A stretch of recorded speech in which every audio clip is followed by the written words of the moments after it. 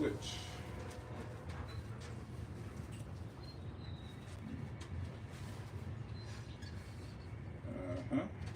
Yes, sir. Yeah, that's what we're doing.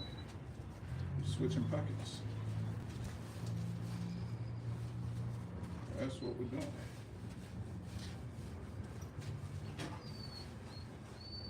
Okay, there we go. Yes, come.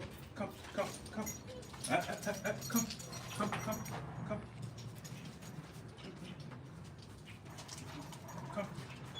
Hey. Come on. Come. Yes. Take this off, because this is getting in the way.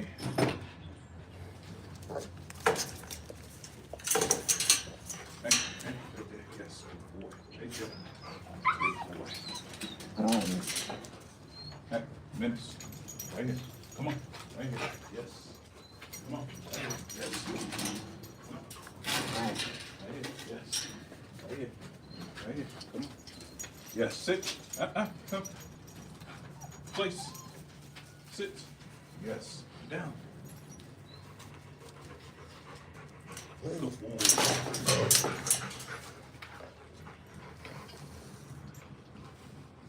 Good boy. Come. Right. Yes.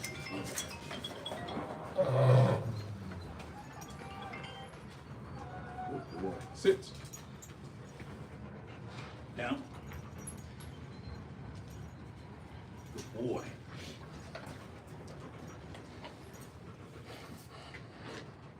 Good boy.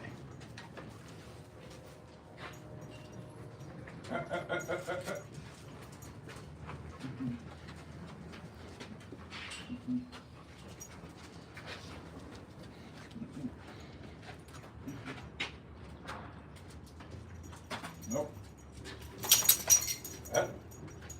So, just in case you're wondering, what we're working on right now is spatial pressure, right?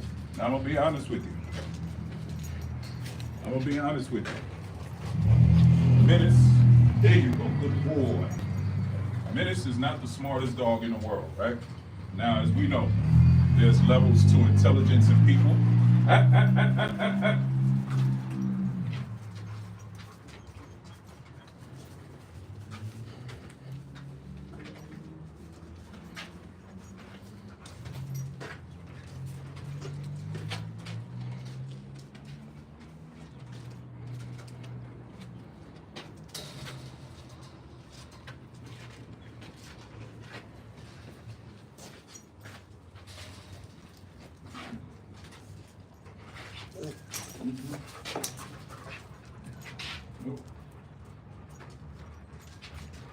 Yes, good boy.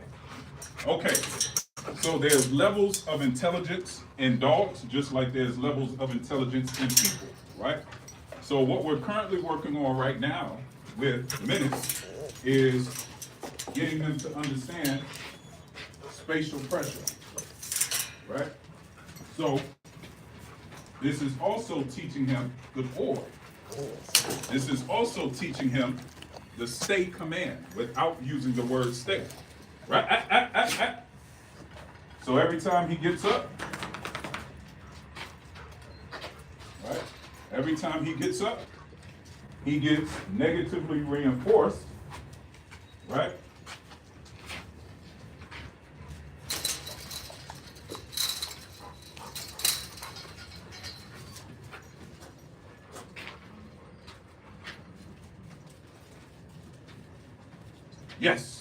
Yes, good boy.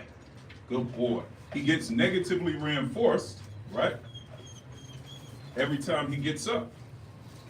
But if he stays in that sit, then he gets positively reinforced, right? Now, I personally don't use the word stay, right? My stay is an implied state. Good boy, yes. As you can see, he's getting it. right? So he's eating the food on the ground. As you can see, he's highly food motivated. So I'm using that to my advantage.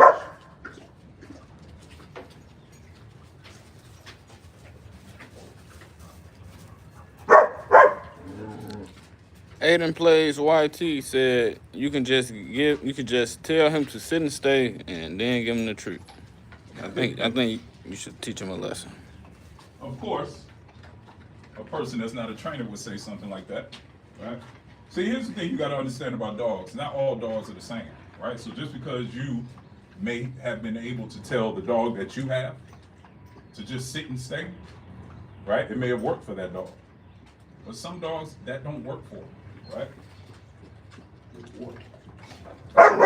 So what we're working on right now is a form of tactile communication, right? Tactile communication is touch. And tactile could either be space, taking away space, right? So as opposed to using a leash, as you can see, he doesn't have a leash on, right? And using what we call leash pressure, right? He's very aversive to leash pressure, right? So instead of using leash pressure, good boy, right? Instead of using leash pressure, I'm using spatial pressure, right? So you have to understand the forms of communication, right? In order to understand what I'm doing. If you don't understand the forms of communication, as you can see, he's sitting much faster, right? Again, he's not cowering down, right? He's not running away. Now that he understands what I'm asking him to do, right? He is happy to sit down because he knows that, oh, when he comes close to me like that, he's just asking me to sit down without using any words. You see how that works? Right? Now, you know what that also prevents? Dogs from jumping on people, right? So normally when you approach a dog and the dog is very easily excitable, right? What do they normally do? Jump on you. Now, when you approach a dog, right? And I'm giving you something that I should probably charge you for, but it's okay. Because you still have to know how to implement it properly. You have to know how to use your discernment to know when to turn it on and when to turn it off. I don't know if that's something I can teach you. I can just show you the technique, right? But now, when people come over, right, instead of him jumping on people, guess what he's gonna do? He's gonna sit. Now look how long he's sitting compared to before. I barely said a word to him. We didn't even use words yet. All I used was one form of communication, which was spatial pressure, right? So, I appreciate your comment, but please know what you're talking about before you choose to kind of, critique or get into debate with me. Because 9 times out of 10, you're not going to win that debate because I know what I'm doing. Good boy, right? Now, see how much duration we got? And I never said the word stay. See how that works? I never said the word stay. All I did was negatively reinforce the behavior that I didn't like, which was him getting up, and I positively reinforced the behavior that I do like, right? Which is him sitting and staying, right? So now, guess what we're gonna do? We're gonna do the same thing with the down, right? Down. Good boy. Now, what I may also do with this, right, is I may give him, I may also use tactile communication, but I actually may use some pressure, right?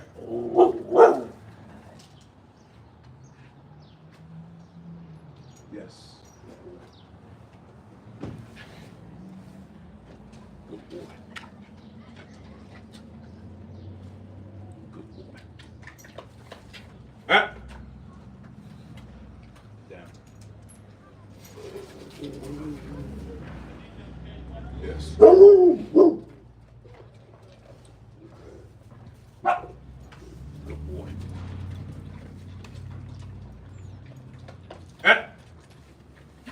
Right? Hey. Down. Yes.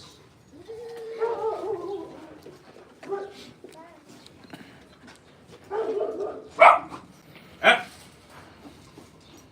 Down. Nope. Down. Down.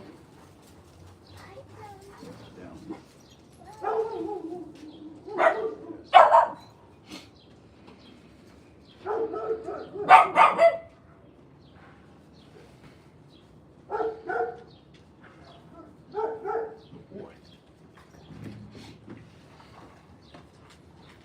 Ah. Down. Down. Yes. Good boy. You know what I mean?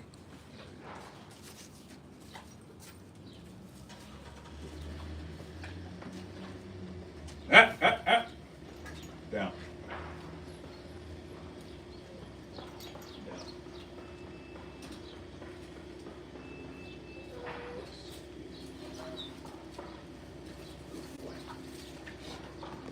Ah.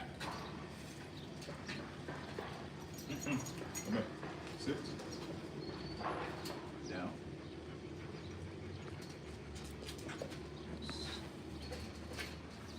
Good boy. Still got a happy dog. Still have an engaged dog. We don't have a dog that's cowering away, right? We don't have a timid dog.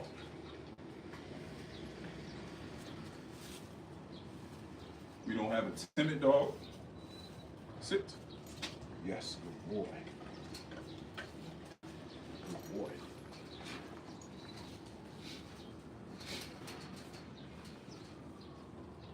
Down. Yes, that's a good boy. That's a good boy. That's a good boy. Yes. Sit. Do a little problem solving. Let them figure it out.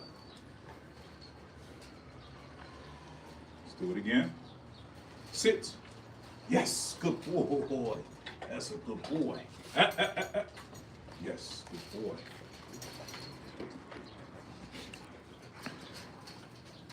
Down.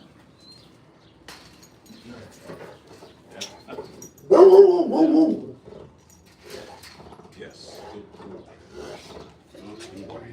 Good boy. Da, leave it. Mister. Sit. Yes, good boy. Good boy. Hey. Did you pull that leash? Yeah. Mister, leave it.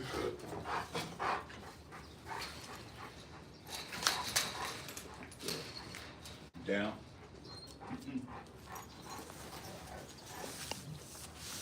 Yes. Yes, good boy. Good boy. So as you can see, we're still working on the down, but that's all right. And people ask me all the time, like, how long should a training session be? However long the dog wanted to be. As long as I have his engagement like this, we're gonna keep working. Sit. As soon as I lose his engagement, session over, right? Every dog is a little different. When you have a high, much easier to keep the dog engaged for longer, right?